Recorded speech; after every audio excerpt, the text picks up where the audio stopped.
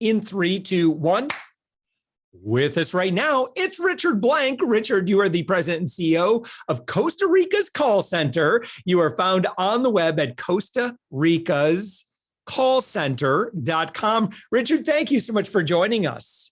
Josh, so happy to be here today. Thank you so much for having me as your guest. I am so delighted too. For anyone who happens to be seeing a video clip of our conversation too, first off, you are a sharp dresser, my friend.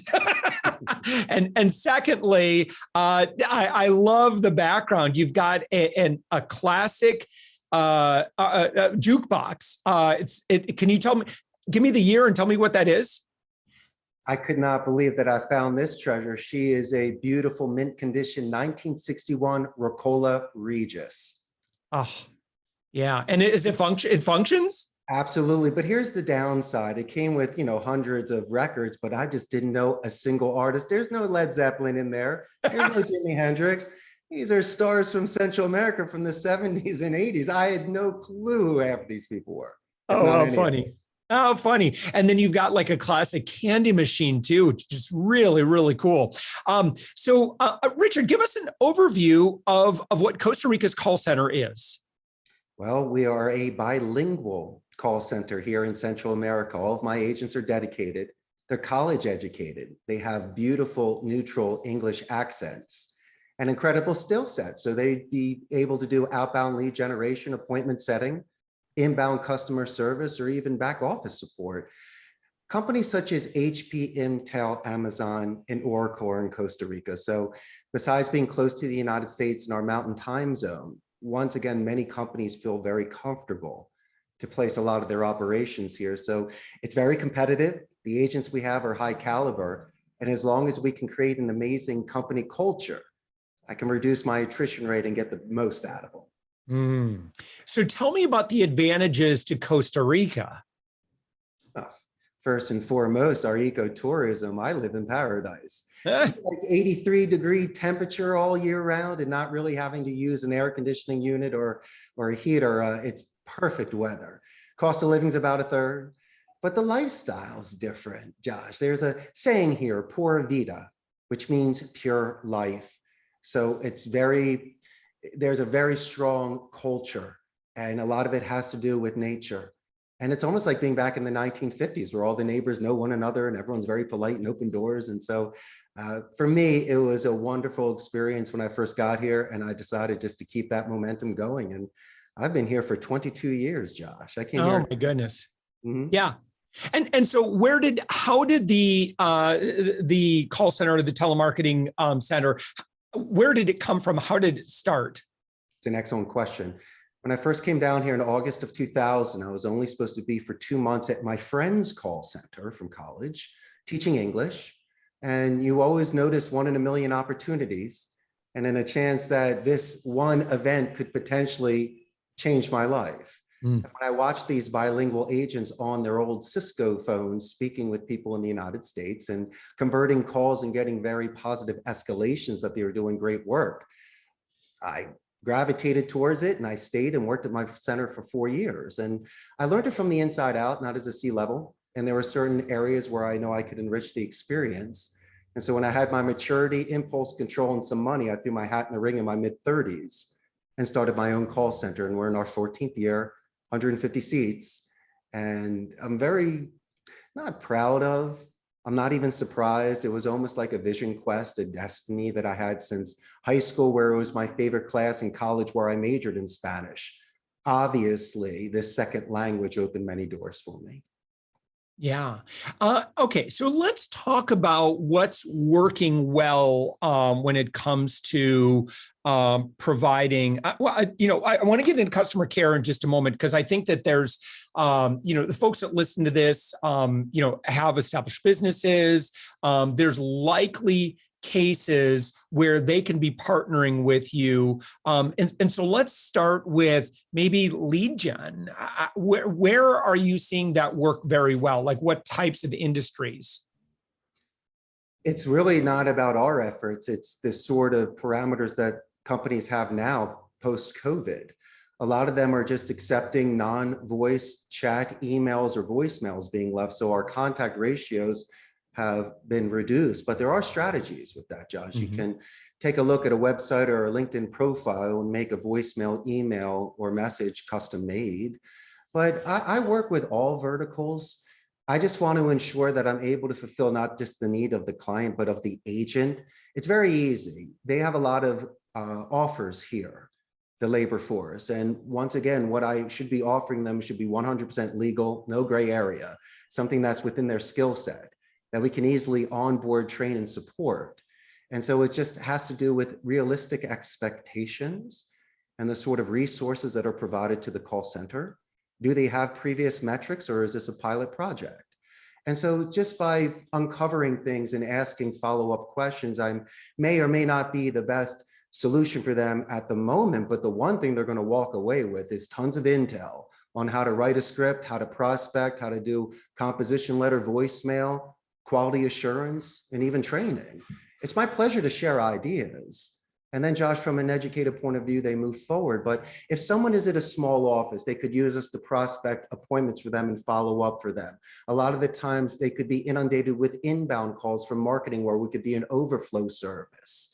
And then if you just want to compare apples, maybe my structure, my training, my environment, and coaching might be able to produce a better return per hour on their phone calls. We have predictive dialers. I have a server room. I have redundancy with internet and electricity, so we don't go down. Plus, I can test multiple types of people to find where the right seat is for this individual that's on the right bus. And so these are the sort of resources, Josh, that I can offer somebody looking to potentially partner up with us here. Yeah, yeah. Well, and so obviously, I think your background, right, is in training language and speaking. And why is that important? And I'm sure you've got some good data in and around if someone is going to be involved in customer service, lead gen support, anything involving verbal communication. Why do you want someone that sounds very neutral? Does that really have a big impact on outcome? Well, yes and no. Some of the most famous actors in Hollywood did have a slight accent. Could be British, European, or it could be, once again, anything to enhance the speaking. A language is grammar, vocabulary, and also phonetic delivery. As I mentioned before, it could be a beauty mark when someone speaks. But to me, I just want to make sure that if somebody walks into the call center, Josh, and they're bilingual like myself, obviously it shows structure and discipline and cognitive skills, almost like the Karate Kid practicing without Mr. Miyagi. You have to practice sometimes outside the classroom to become a master. And so when they come to me, I really take this delicate sort of impressionable early 20s sort of career building momentum and emphasize a thesaurus. So instead of just making phone calls and being aggressive, you and I, Josh, can be more assertive by mentioning words like assist, guide, and lend a hand compared to help, or something for my clarification and edification instead of asking someone to repeat. And there are certain soft skills that you easily show your audience. And I love your podcast. And what we try to, it's about building that self-confidence, my friend, and that self-reliance, because they always had it in them. But if they're in an environment where they're encouraged, and it is a linguistic environment, so they're getting a return on their investment, and also someone that's bilingual bears the mark of higher education, so their concentration levels in shorter periods of time are intense. It's really difficult for them to wander because they're translating and communicating. So to me, that's the double. These are individuals, if they do not come in with bad habits, we can mold them. They could be our squire. We can really, really train them on skills that can get the best out of them. And so it's not like what you see in the movies. And a lot of the times people are just handed a script and wished well. Right. That will create fear, and that will not produce the best sort of phone calls, Josh. Yeah. I mean, ultimately, that's frustrating for everybody. Where does Costa Rica's call center excel where maybe other solution providers might fall short? And particularly in light of maybe there's some case studies that clients that you've been working with for some time where you do really shine.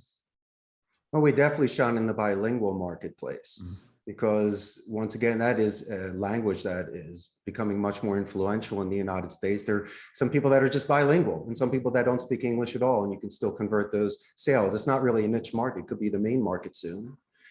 We do not have a standing army. So Costa Rica put their money back into education. There's a 95% literacy rate here. Now, in regards to the neutral accent, a lot of it has to do with the expatriates that are living here, or proxemics to the United States, and a lot of people have family or have lived in the United States, or maybe just through their education. They practice so much to once again master that accent level. We also have this skill set. It's incredible, the sort of agents that come in here with their resumes, not only from HP and Intel, from the tech world, but they've worked in collections, they've worked in banking, and not only that, the tourism, the sort of reputation that we have if they just come here and they see us face to face outside of the call center. People have such positive experiences here from the natives that they, once again, Costa Rica has a wonderful reputation. Really the only democratic society in Central America. And so we hold these certain values, but my thing is as well, it may or may not add points to what you're looking for, but this is a very strict Catholic country, and it's a multi-generational type of environment where people do live with their family and their grandparents, and they might seem more reserved. So the agents that I have on the phone that accept these accounts are not compromising ethics or values, and your clients would give them peace of mind, knowing that they're working with an environment that does follow certain labor laws and will only accept accounts where they can go home and tell their mothers what they do for a living. Yeah. And for someone who is considering hiring, a call center, are there any misconceptions that you see coming in from customers that in terms of expectations? And you say, I don't know what your observation is in and around that. So many, and that's a wonderful question, Josh. Thank you. They're comparing offshore prices in India and the Philippines to nearshore prices, Costa Rica. So they're confused on why someone here will not be willing to accept $1 an hour to work. You can offer it, doesn't mean someone's going to accept it. And also they might be having a home court advantage. There could be people that grew up around Chicago, Los Angeles, or New York that know the neighborhood better, know how to call it the shore and not the beach. Certain athletics or certain things that they recognize in the city. So, but also there's a tone that an office has. You know, when you've seen the movie Boiler Room or Glengarry Gulf or The Wolf, you and I could handle that environment. We could thrive in that environment. But if you try to put that sort of energy here, it might not work. There are certain things in the United States that just do not really have any sort of value here. It's really more of the essence. So I think some of the expectations are in regards to how supervisors would be speaking with the agents, maybe not with profanity. And sometimes your inside jokes might be misinterpreted. And so a lot of the stuff we'd have to explain in the beginning is just blending, just to make sure that there's a good fit, because if there is, then of course we can share the best of each other and avoid the worst. But if they just come in guns a-blazing, expecting F-bombs and bull caps and the sort of thing that in my Philadelphia ice hockey coach would motivate me, yeah, sure, that works for the Flyers, but it might not work here. And so I sometimes have to not just calm people down. I just want to give them more of a lucid, a clear view of a different culture and our sort of expectations. Tell me about, and then I'm going to have you start from here, and we're going to talk about the arcade. Because while we were chatting, I only saw what you had in the background there. I was on your website. I love that you guys have a gallery on your website of just photos of the premise, everything. You've got a video arcade in your office, and as a classic arcade fan, you and I were just talking briefly. My son and I built a MAME cabinet, which is multi-arcade something emulator, machine emulator. I forget what that it all stands for, but it's so much fun. So it's the classic joystick console and everything like that.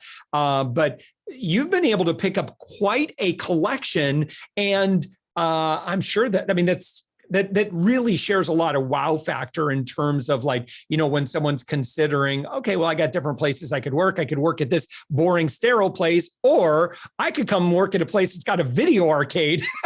Like, it's no joke. You have a lot of machines and pinball too.